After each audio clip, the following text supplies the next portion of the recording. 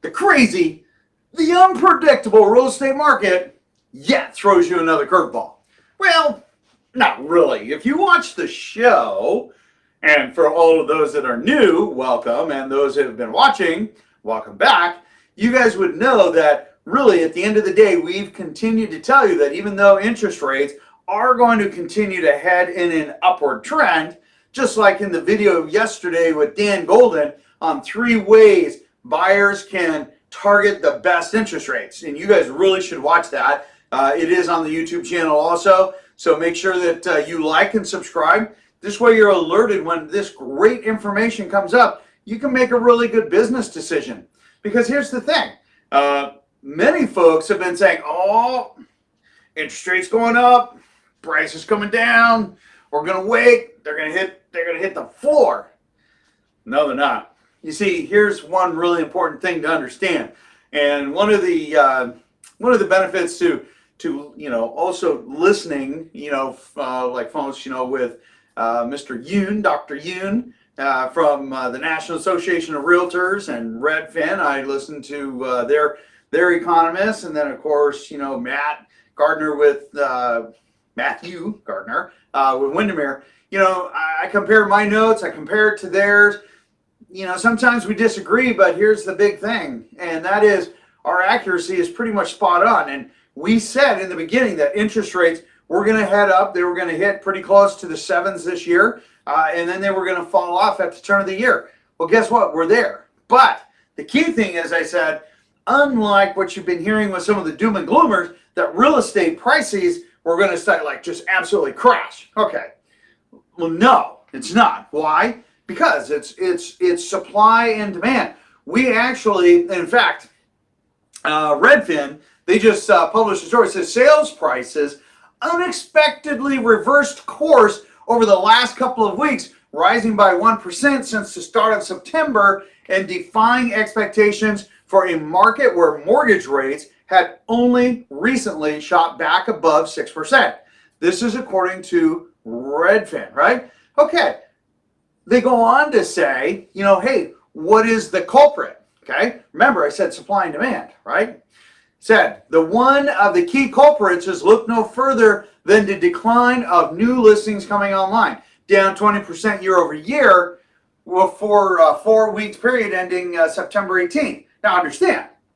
Okay, so that's a national level, but it's also a local thing. Our numbers are down, right? Okay. Well, if there's less homes available, and even though our 7-day running average, look, we had 1,308 Pierce, King, and Snohomish County. This is residential only. I do not do condos into the mix because it skews kind of the average of what people are looking for. And so we provide a little bit more solid information based on residential only. So some metrics you're going to see here are going to be different than what you will see published by the Northwest MLS. All right. Although this information comes from the Northwest MLS with my friends from Trend Graphics, who we run numbers and calculations every single week and every day.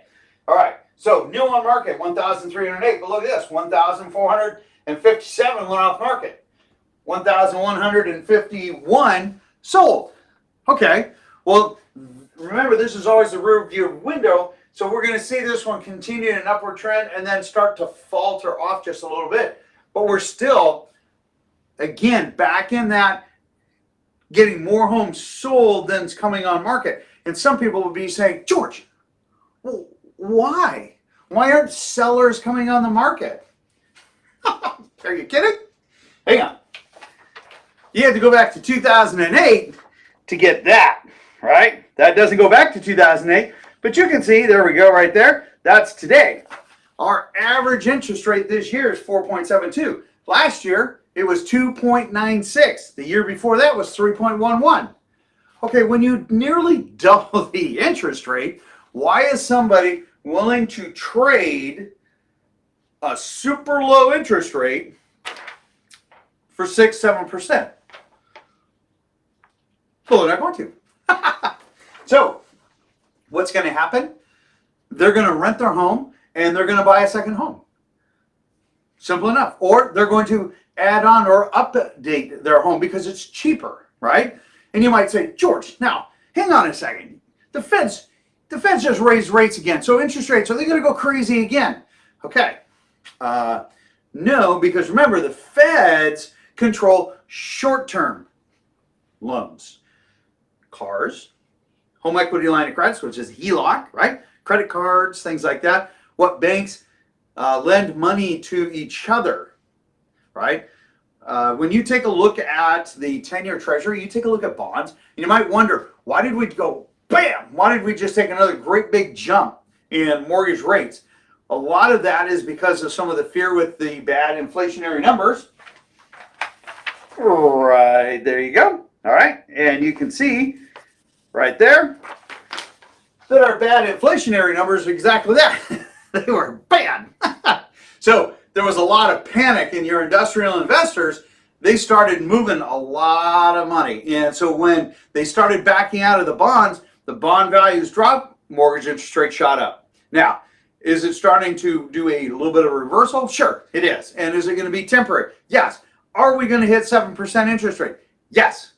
Is it going to drop down in Q1, the first quarter of next year? Are we going to start to see those rates start to come back down and potentially in like the 4.5% range? My prediction? Yes. However, here's the thing.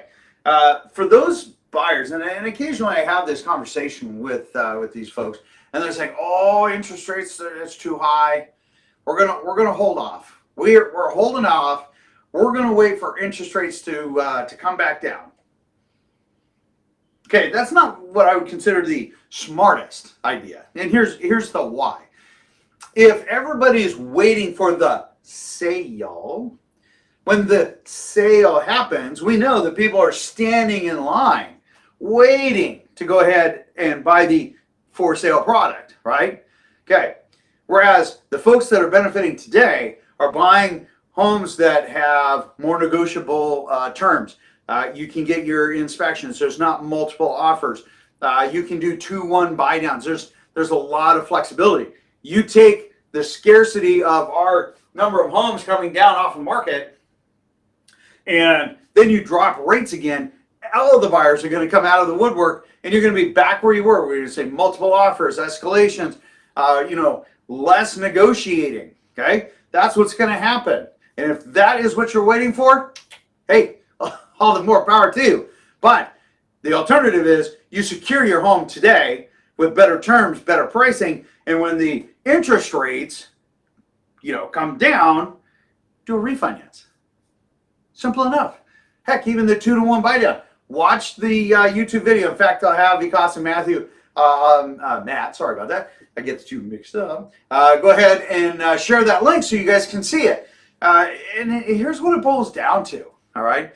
Listen, when you take a look at everything that's going on, our inventory, is higher than it was last year. Well, no kidding. We haven't been selling as much because, and even as the Redfin report came back and said, hey, we're one of the 10 fastest slowing, not declining, important distinction, slowing markets. Okay, that's not, it's completely expected. But our prices are still staying the same. In fact, we are still seeing an appreciation. Next year, we're predicting 4 to 6% appreciation in our key markets, outlying markets, Okanagan, Pacific Beach, things like that, Cosmopolis. We're going to not see the appreciation that we will see in the core areas, all right? In Pierce, King, Snohomish County, and part of Kitsap, all right? So understand, as we're rolling through, we're going to see inventory continue to shrink. We will continue to see more homes going off market. That is going to slow. We're going to see our slowing trend right about mid-December, all right? And then next year, Q1, I think the spring market is going to be a modest one. I don't think it's going to be absurd and they're crazy, but I think interest rates are going to come down. You're going to see a lot of buyers come back out, into the market. Why? Because with inflation, right? With inflation, and cost of goods and everything else in your daily life going up, the biggest expense that you can look at is housing. And if you're able to control that housing expense, you can, greater control your expenses, which also means then you can start saving for income, because at the end of the day, equity, what is it, that study they said, the average, we're talking about nationwide, right? The average, when a homeowner bought a house, the average liquidity that they had, or the average asset that they had at the end of a 20-year, 25-year, work cycle was like $300,000, right? Now, that may not sound like a whole lot, but nationwide, when you go back and you can buy some homes in Pennsylvania for $15,000, okay, that tends to skew our numbers. All right, but on the average, it's the next number that brings it into reality. So the homeowner has roughly about $300,000 of equity. A renter has $8,000. $300,000, $8,000. Now, don't get me wrong, I am a landlord. I like tenants, right?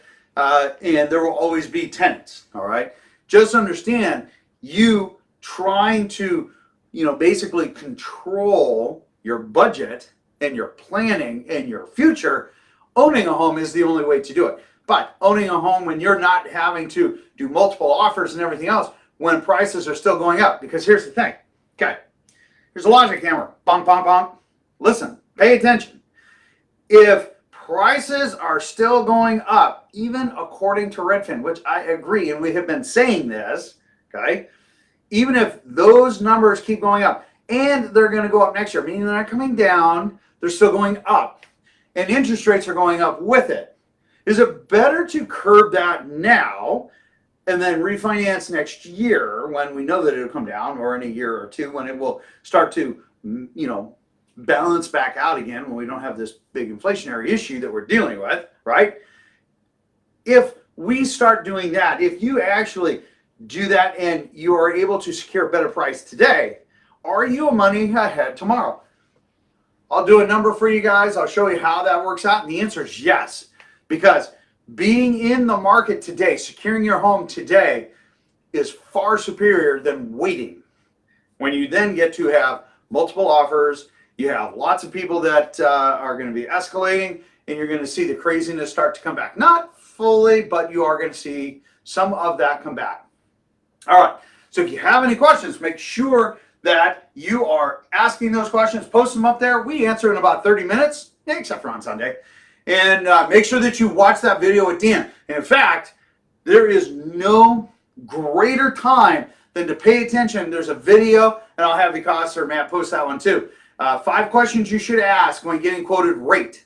Okay? Now, understand, now is the key time, because marketing is what is bringing people in to get them secured into a loan, and they find out later that they either they don't qualify, or the program is different, or they just thought that, hey, this is for me, and they're like, no, this is, your credit score is too high or too low, your down payment is too much, or your loan balance is outside of that program that we have. This requires a 30% down, and you only have 20% down. You don't qualify for that program.